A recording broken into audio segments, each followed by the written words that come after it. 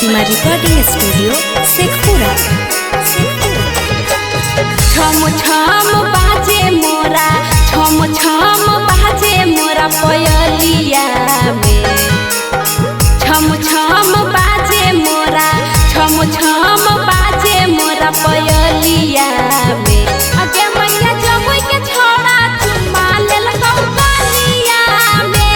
गे मैया जमुई के छोड़ा चुम्मा लेलको गलिया में। छम छम बाजे मोरा, छम छम बाजे मोरा पयलिया में।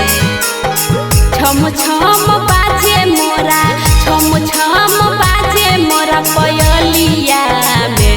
अगे मैया जमुई के छोड़ा चुम्मा लेलको गलिया में।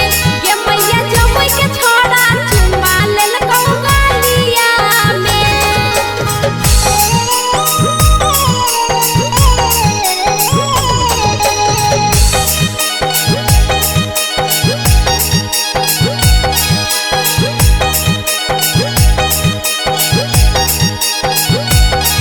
मिक्स बाय शैलेंद्र बाबू।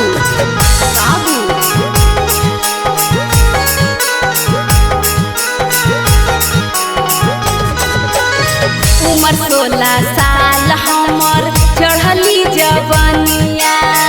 गोरे गोरे गाल हमर गजबे रहनिया।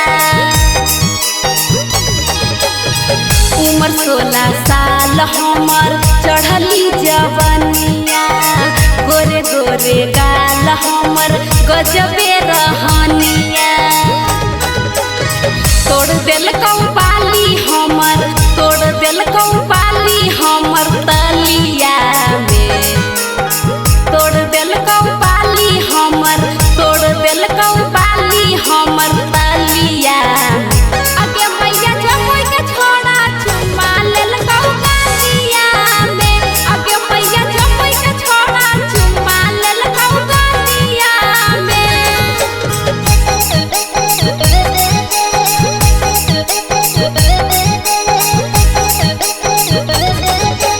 मिक्स बाय शैलेंद्र बाबू।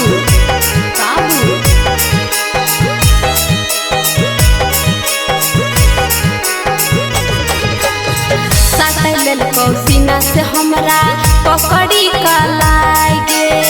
कहो दिल में जगह दे दे अपना बना ले। साटे लेलकौ सीना से हमरा पकड़ी कलाई गे। कहो दिल में जगह दे दे अपना बना ले।